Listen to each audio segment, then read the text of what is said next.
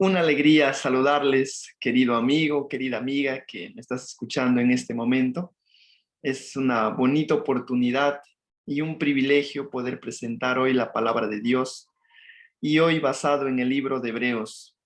Prácticamente me gustaría poder hacer un estudio de 4 capítulos, el capítulo 3, capítulo 4, capítulos 5 y 6 de la epístola a los Hebreos. Y me gustaría poder hacer una oración ahí donde estás antes de poder estudiar, hacer un breve estudio de cada capítulo. Vamos a orar. Querido Jesús, Señor Jesús, te pedimos que en este momento tú puedas, Señor Jesús, de manera personal, tocar, Señor, el corazón de tu hijo, hija que está conectado, para que pueda entender, Señor, la importancia de esta epístola para su vida, la importancia de Cristo obrando en su vida, intercediendo en su vida.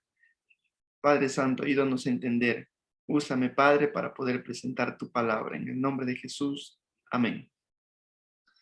Muy bien, quiero aquí compartir pantalla y mientras voy compartiendo pantalla, yo te pido de manera personal que tú puedas ahí estar cerca de tu Biblia, porque hoy vamos a estudiar Cristología en Hebreos desde el capítulo 3 hasta el capítulo 6. Y vamos a tratar de ver algunos enfoques generales, también algunos enfoques más cercanos, pero ahí si tú estás cerca de tu Biblia y haciendo algunas anotaciones, vamos a poder ahí entender más este epístola.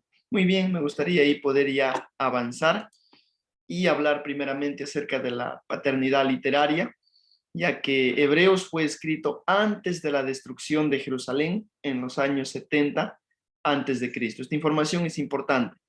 La paternidad literaria de Hebreos ha sido motivo de debate desde los primeros tiempos. ¿Cuál ha sido el debate? Es que muchos atribuían que el libro a Pablo, pero otros se oponían intensamente a esta opinión. Otros padres pensaban que el autor pudo haber sido Bernabé, Apolos, Clemente o Lucas. Así que hay una discusión en cuanto a la paternidad literaria, a quién escribió este libro. La discusión se debe a que la carta de Pablo distan en estructura y forma literaria de Hebreos.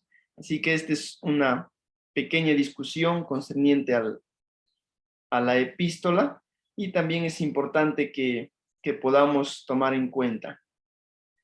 También podemos ver ahí otro detalle importante, el marco histórico, ya que en este contexto se da la destrucción de Jerusalén, el cual era la esperanza de los cristianos judíos. Ahora ellos debían colocar su esperanza en algo más seguro. En medio de esta crisis surge el libro de Hebreos. Qué interesante. Para dar claridad y esperanza acerca del santuario celestial y de la obra de Cristo como sumo sacerdote. Qué interesante. Aquí ya nos da una alusión a que el libro de Hebreos realmente nos va a mostrar con claridad acerca del santuario celestial y la obra de Cristo como sumo sacerdote, como intercesor. Aquí nos va a dar mucha claridad. Ya estamos dando ahí algún bosquejo especial acerca de lo que trata el libro. Algunos enfoques que son muy importantes del libro de Hebreos es que esta presentación busca exponer las alusiones que aporta Hebreos a la doctrina de la cristología. Esto abarca la obra de Cristo en el santuario celestial como sumo sacerdote. Podemos ver que hay algo muy interesante y ya vamos a ir de lleno a los capítulos y ahí, si estás ahí cerca de tu Biblia, puedes ahí también tomar tu Biblia y vamos a ir directo en pleno ya al capítulo 3 y 4. En los capítulos anteriores, Pablo ha demostrado a la luz del Antiguo Testamento que Jesús es superior a los ángeles. Jesús está por encima de los ángeles. Y se debe tener en cuenta que los judíos pensaban que nadie era más grande que Moisés. Hasta ese tiempo, hasta ese momento, los judíos creían que Moisés era la máxima autoridad. Pero ahora vamos a ver más adelante, en el capítulo 3, Pablo presenta que Jesucristo es superior a Moisés. A ver, si queremos hacer un estudio personal ahí de este capítulo, entendamos esto, que el capítulo 3, Pablo aquí presenta a Jesucristo como superior a Moisés dando a conocer de que Jesús es mucho más, resolviendo también la duda ahí a los judíos que ellos tenían ese concepto. También Jesucristo como el enviado del cielo. Es interesante notar que Pablo aquí describe a Jesús como apóstol. Y si vamos ahí a Hebreos, vamos a ir a Hebreos, el capítulo 3, versículo 1 dice: por tanto, hermanos santos, participantes del llamamiento celestial, considerad al apóstol y sumo sacerdote de nuestra profesión, Cristo Jesús. Aquí Pablo describe a Jesús como apóstol. De acuerdo al griego que menciona ahí, evoca que Jesús es el embajador. Es un significado. También un enviado, en el griego se describe así, como delegado, como un mensajero del Padre. Por eso Juan registra que el mismo Jesús lo afirma de manera categórica en Juan 6:39. Ahí podemos, por el tiempo no vamos a poder ahí dar lectura, pero es una referencia también acerca de Jesús, como también lo afirma. Podemos ver también a Jesucristo como sumo sacerdote. En Hebreos 2:17, a ver, voy a dar lectura acá, Hebreos 2:17 dice: por lo cual debería ser en todo semejante a sus hermanos, para venir a ser misericordioso y fiel, sumo sacerdote en lo que a Dios se refiere, para hacer propiciación por los pecados del pueblo. Acá nos da mención por primera vez al sustantivo, y nuevamente en Hebreos 3:1 de la misma manera también nos menciona. Jesús aquí sigue siendo fiel en su tarea, sumo sacerdotal de intercesión y en preparar un lugar para su pueblo. Moisés nunca ocupó esta noble investidura, que solamente era Cristo Jesús. Jesucristo es superior, hemos podido ya ver. También podemos decir que el término griego aquí surge en Hebreos 4:14. Además, otra vez se contempla a Jesús en su rol de sumo sacerdote. Pablo aquí hace un énfasis al usar ahí un adjetivo superlativo que también aparece en Hebreos 10:21 y en Hebreos 13:20. Y el término griego indica que Jesús es superior a los sumos sacerdotes terrenales. En el santuario celestial había un sumo sacerdote que representaba el trabajo que Cristo estaba haciendo, pero no era como algo literal, sino estaba haciendo algo simbólico de lo que después Cristo iba a venir de manera personal a hacerlo él mismo, para darnos un ejemplo del trabajo del sumo sacerdotal que él realiza. Podemos notar también que Jesús ha traspasado los cielos, menciona el versículo 14, y está dando a entender que Jesús ha entrado a la presencia de Dios el Padre, Hebreos 9:24. El sumo sacerdote arónico podía entrar en el lugar santísimo una vez al año y se encontraba ante la presencia de Dios por un breve momento. Jesús, él ascendió también al cielo para estar siempre ante Dios y el Padre, por lo tanto trasciende el sacerdote arónico. Podemos ver también más adelante ahí que Jesús era Dios y podía ser hombre al mismo tiempo también. El concilio de Calcedonia de la Iglesia, en el año 451 después de Cristo, rechazó la doctrina herética del monofisismo defendida por Eutiquio, ya que por otro lado decretó que Jesús verdaderamente Dios verdaderamente también era hombre. De la misma manera también podemos notar la igualdad o semejanza. El pecado como tendencia era heredada según Salmo 51:5, así que tenemos la tendencia pecaminosa. Nacemos en una condición pecaminosa como resultado del pecado de Adán. Una realidad aquí que debemos tomar en cuenta es que no hemos creado nosotros la tendencia pecaminosa, en nosotros ya está esa tendencia, así que lo que tenemos que hacer es, ante un pecado cometido, tenemos que arrepentirnos, tenemos que ir al único que puede solucionar esta tendencia pecaminosa, que es Cristo Jesús. Podemos notar también que tenía Jesús naturaleza humana pecaminosa. Esta es una pregunta por la cual debe ser respondida. En Hebreos 2:17, como pude dar lectura hace un momento, donde ahí menciona que debía ser en todo semejante a sus hermanos. En todo. La palabra todo es en general, abarca todo, ¿no? Hebreos 4:15 nos menciona ahí que fue tentado en todo según nuestra semejanza. Algunos pasajes también equivalentes ahí que pueden reforzar a esta pregunta se encuentra en Filipenses 2:7, donde ahí menciona que se hizo semejante a los hombres, semejante a ellos. O sea que Cristo Jesús, él también conocía nuestra naturaleza pecaminosa. También se podría decir que Jesús es semejante a nosotros. Cristo no tenía inclinación pecaminosa. No significa que no podía pecar. Por ejemplo, nosotros podemos ver en Adán y Lázaro, tenía inclinación, pero no significa que no podía pecar. Él hubiese pecado, pero es Cristo Jesús, luchó con esta inclinación pecaminosa y finalmente fue victorioso. Es claro que Jesús no puede ser igual a nosotros, por ende es semejante a nosotros. Cristo fue tentado. Tenemos ahí algunos textos bíblicos que pueden ser anotados en Mateo 4:1 al 11, Lucas 4:1 al 13, Marcos 1:12 y 13. Dormía en Mateo 8:24.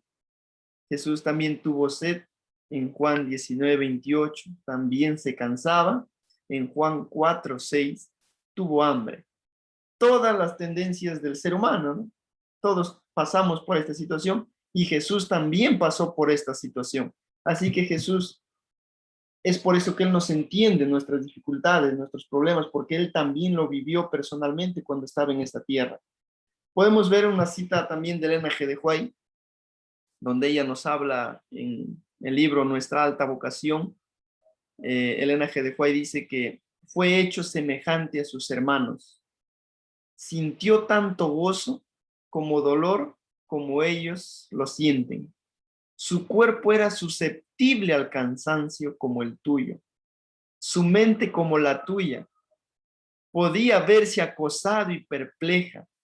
Si tienes dificultades, él también. Satanás podría tentarlo. Sus enemigos podrían molestarlo. Los poderes dominantes podrían torturar su cuerpo. Los soldados podrían crucificarlo y no pueden hacernos más. Jesús estuvo expuesto a dificultades, conflictos y tentaciones como un hombre, como nosotros mismos pasamos en este momento. Elena G. de White también afirma de manera categórica y contundente que Cristo no fue hecho semejante a nosotros en el sentido de una naturaleza pecaminosa. O sea, Cristo, en Él no abarga el pecado. Eso es la diferencia. Cristo no tiene esa naturaleza, pero sí nos entiende, sí sabe la manera en la cual nosotros pasamos también las dificultades. Podemos ver también algo muy interesante y vamos a ir al capítulo 5 y 6. Hemos podido acá narrar de manera breve algunos textos bíblicos de los capítulos 3 y 4, pero ahora vamos a ir también al capítulo 5 y 6 y acá vamos a ver también algunas características que son muy importantes de Jesús como sumo sacerdote. Nosotros podemos ver aquí algunas características y vamos a ir directamente al capítulo 5 y vamos a tratar de estudiar aquí algunos versículos que son importantes. El versículo 1 dice la palabra de Dios: porque todo sumo sacerdote tomado de entre los hombres es constituido a favor de los hombres en lo que a Dios se refiere, para que presente ofrendas y sacrificios por los pecados. ¿Qué característica acá tuvo Jesús como sumo sacerdote? Debía ser humano. Se establece que todo sumo sacerdote es escogido de entre los seres humanos. Hebreos aquí demuestra desde el principio que por su encarnación, el Hijo es nuestro hermano en el pleno sentido de la palabra. Un acto sublime de la encarnación, lo que capacitó a Cristo para ser nuestro sumo sacerdote. Primera característica de Jesús como sumo sacerdote es que debía ser humano. La siguiente característica, si nosotros vamos ahí nomás, al versículo 2 del capítulo 5 dice la palabra de Dios, pudiendo sentir compasión al nivel de los ignorantes y extraviados, puesto que él también está rodeado de debilidad. Qué lindo texto. Debía simpatizar con los seres humanos. En el capítulo 5, versículo 2, aquí se nos dice que él se muestra paciente para con los pecadores. El término griego metriopakein significa ejercer moderación en las emociones o pasiones. De Jesús se dice que es misericordioso y sabe compadecerse, pues siente como nosotros. Y estas cualidades las adquirió por medio de las tentaciones que confrontó aún cuando no pecó, dice el capítulo 4, versículo 15. ¿Qué lección nosotros podemos sacar acerca de este versículo 2? Es que Jesús entiende nuestras dificultades, entiende nuestras tentaciones, entiende los problemas que en este momento podamos estar pasando, porque Él también simpatiza con los seres humanos. Esta es otra de las características de Jesús como sumo sacerdote. La siguiente podemos ver también allí que debía tener algo que ofrecer. Un sumo sacerdote, Jesús tiene algo que ofrecer. Y todos conocemos de manera ya grabada de memoria en nuestro corazón qué es lo que Jesús hizo por nosotros, qué es lo que Él ofreció a cada uno de nosotros. Una de las características más importantes del sacerdocio levítico era la de ofrecer sacrificios. Toda esta historia de lo que está registrado en el santuario terrenal, conocemos ahí que todos los días se realizaba sacrificios en la mañana y en la tarde, y todos estos sacrificios eran llevados con un solo propósito, que ahora lo vamos a ver, que dice Hebreos que todo sacerdote fue constituido para ofrecer sacrificio por sus pecados y los del pueblo. Jesús es sumo sacerdote porque él tuvo algo que ofrecer, y todos conocemos lo que él ofreció. Él ofreció el mayor de todos los sacrificios, el de dar su propia vida por ti y por mí. Eso es lo que Cristo hizo por cada uno de nosotros. Y eso es lo que nosotros tenemos que valorarlo en nuestro corazón. Tenemos que sentir en nuestro corazón lo que Dios hizo por nosotros, el de dar su vida por ti, querido amigo, querida amiga, que en este momento estás viendo, estás escuchando este tema. Podemos ver también que debía tener vocación divina. Y acá es muy importante. Un sumo sacerdote, Jesús, debería tener vocación divina. Cualquier ser humano no puede ser sumo sacerdote,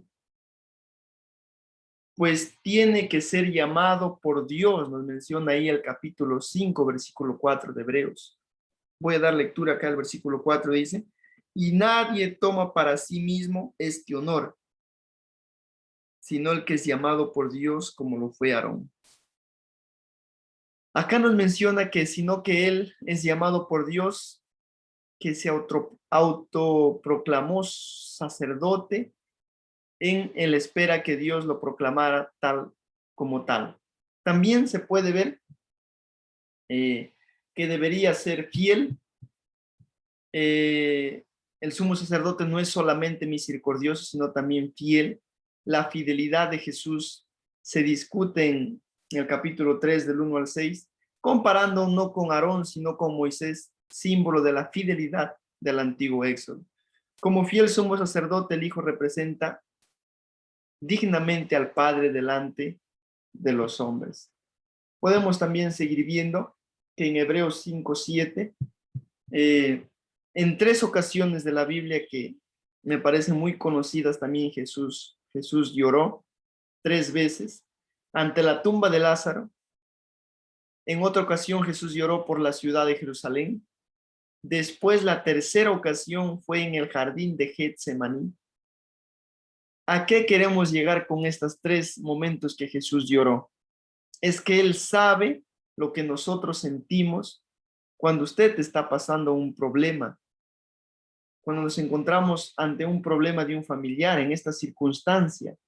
en este tiempo que estamos viviendo, en la cual muchos hemos perdido seres queridos a causa de esta enfermedad del COVID-19, pero Jesús entiende tu dolor, entiende tu aflicción, porque Jesús también lloró, Jesús también sufrió, también derramó lágrimas, y Él sabe qué es perder un ser querido, porque Lázaro era un amigo muy cercano de Jesús, y Jesús, cuando fue a la tumba, Él también lloró, porque sintió cómo también se estaban sintiendo los familiares de Lázaro, sintió el dolor de perder a un amigo. De la misma manera también Jesús nos entiende a cada uno de nosotros. El caso es que la profecía dejó claro que Jesús iba a morir en una cruz. No tenemos una figura clara de la crucifixión mejor que la de Salmos 22. Podemos hacer ahí un estudio personal, ya que la cruz fue un altar en el cual el Hijo de Dios derramó su sangre, pagando el castigo que yo y tú hubiésemos pagado, pero Jesús lo hizo y pagó el castigo de tu pecado y mi pecado, el tuyo y el mío. Podemos ver también en Hebreos 5:11. Voy a dar lectura aquí, la palabra de Dios dice, estos son, he tratado de seleccionar algunos versículos que son importantes del capítulo, en la cual nosotros podemos sacar también algunas lecciones para nuestra vida. El capítulo 5, versículo 11 dice, acerca de la cual tenemos mucho que decir y difícil de explicar, puesto que os habéis hecho tardo para oír. Dice, puesto que os ha hecho ver tardo para oír. Este es uno de los peligros de los oídos embotados. Algunos ponen este título aquí en esta epístola. También nosotros podemos notar acá algo muy interesante, y es que si nosotros vamos aquí al estudio profundo de este versículo, es que el gran problema que tiene hoy en día los creyentes es el problema de los oídos. Cristo como un sacerdote según el orden de Melquisedec era un tema difícil, y el escritor de esta carta iba a tratarlo franca y directamente. Requería que las personas estuvieran espiritualmente atentas, que tuvieran un conocimiento de la palabra de Dios y que estuvieran cerca de ella. Eso es lo que requería. Los creyentes hebreos a quienes se dirigió esta carta tenían una conciencia espiritual muy baja. No eran conscientes de lo intelectual y de lo importante que era tener una vida espiritual llena y plena. Es por eso que acá el texto dice, acerca de la cual tenemos mucho que decir y difícil de explicar, puesto que no habéis hecho tardos para oír.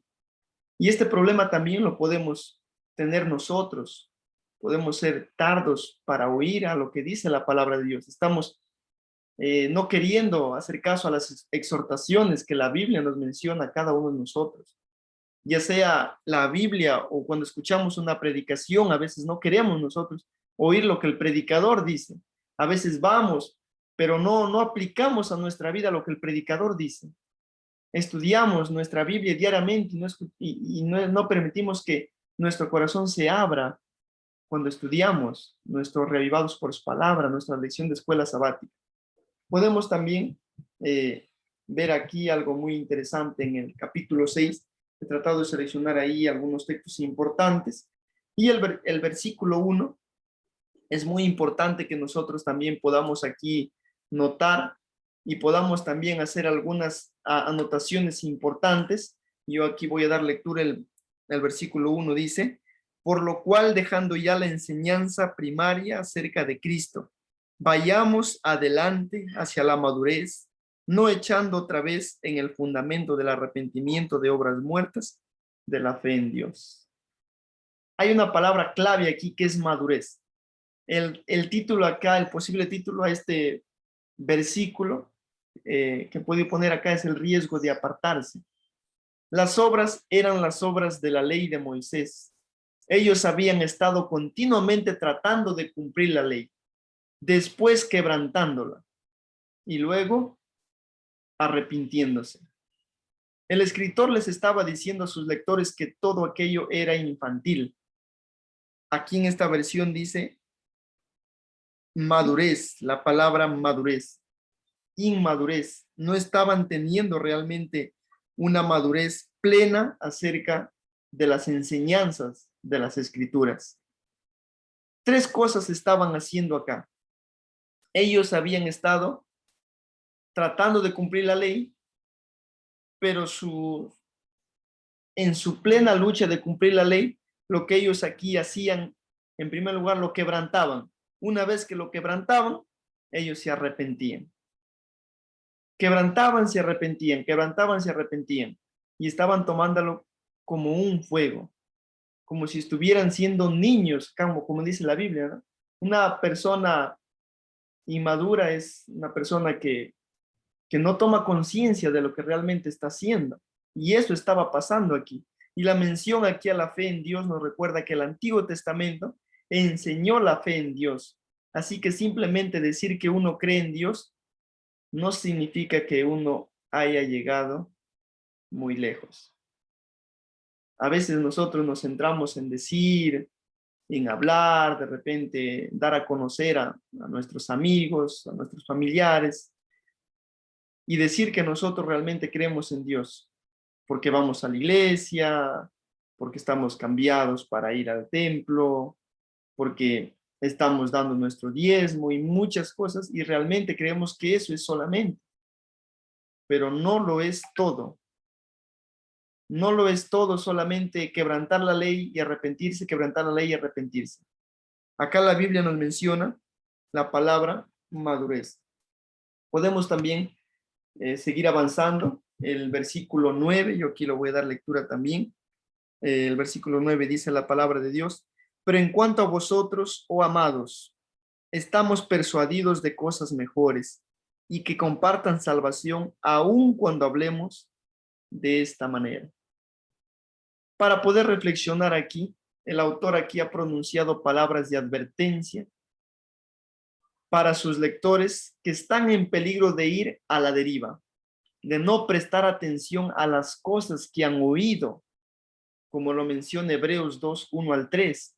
Corren el peligro de repetir el error del antiguo Israel y no entrar en el reposo. No han progresado ni crecido satisfactoriamente, sino que aún son niños y cuando ya deberían ser adultos. Esta frase final es importante que nosotros podamos tomar en cuenta. Quizás nosotros en este momento somos adultos de edad, pero somos niños espiritualmente. No estamos teniendo un conocimiento de la palabra de Dios, un conocimiento que nos llene de la sabiduría de Dios. Estamos siendo niños espiritualmente. Y eso no quiere decir que un niño no es espiritual. Solo que un niño a veces se distrae con muchas cosas, no porque sea un niño intranquilo, sino que porque es su etapa de la vida. Y muchas veces eso estamos nosotros hoy en día haciendo. Así que, queridos amigos que estamos aquí, que tú puedes escuchar esta meditación, yo quiero en este momento hacerte una invitación. Y esta invitación, querido amigo, querida amiga, es para que pongas a Cristo Jesús en primer lugar. Tú creas que Jesús realmente es el único que puede librarte de todas las tentaciones, de todas las dificultades en la cual tú puedes pasar en la vida. Hoy en día hay muchas cosas por las cuales nos pueden distraer. Hoy en día hay muchas cosas en las cuales nos pueden llevar muchas veces a caminos que realmente no deberíamos estar. Pero hoy Cristo Jesús quiere hacerte una invitación especial. Yo quiero en este momento, de manera muy especial, recordarte la promesa de Cristo Jesús. Recordarte de que Cristo es el único que intercede por nosotros, es nuestro intercesor. ¡Qué alegría! ¡Qué grata emoción que Cristo sea nuestro intercesor! ¡Qué grata alegría saber que nuestro pecado será perdonado con Jesús! ¡Qué grata emoción sentir que nuestro pecado no va más allá del cielo, sino ahí Jesús lo recibe y Jesús te perdona. Quizás hasta aquí lo hemos fallado a Jesús. Quizás hasta aquí nos hemos apartado de la palabra de Dios. Hemos estado andando por malos caminos. Pero este capítulo acá 5 y 6 nos da una lección importante de que el único que intercede, el único que nos entiende, el único que sabe el problema en el cual estamos llevando es Jesús. ¿Por qué? Porque lo vivió. Jesús tuvo sed. Jesús tuvo hambre. Jesús también lloró y lo hizo en 3 veces, ya hemos podido ver. Lloró con Lázaro, lloró en el Getsemaní. Jesús te entiende. Cada lágrima que tú derramas, Jesús entiende. Yo quiero hacerte, querido amigo, querida amiga, una invitación especial a que puedas tú leer detenidamente el libro de Hebreos, ya que Hebreos nos lleva a un entendimiento mejor de Cristo Jesús y cómo Él intercede por cada uno de nosotros, cómo Él está presto a tu dolor, a tu sufrimiento. Hoy puedes tomar una decisión. Te invito a tomar la decisión, en primer lugar, de leer el libro de Hebreos y de seguir a Jesús. Que Dios te bendiga grandemente y permíteme hacer en este momento una oración especial por ti. Querido Padre, hoy hemos podido ver, Señor, por medio de tu palabra, por medio del libro de Hebreos, que tú tienes grandes planes para tus hijos, Padre, de que tú nos entiendes nuestros problemas. Si hay alguien aquí, Señor Jesús, que está creyendo en su vida de que su problema no tiene solución, de que no hay solución para el momento difícil que está viviendo, tú puedes, Señor, ayudarlo, porque tú eres nuestro sumo sacerdote. Tú eres el que intercedes por nosotros, el que estás preocupado por cada lágrima que derramamos, por cada sufrimiento. Danos, Señor, esa alegría de que somos perdonados por ti. En el nombre de Jesús. Amén. Que Dios pueda bendecirte grandemente, querido amigo, querida amiga, querido hermano. Dios te bendiga.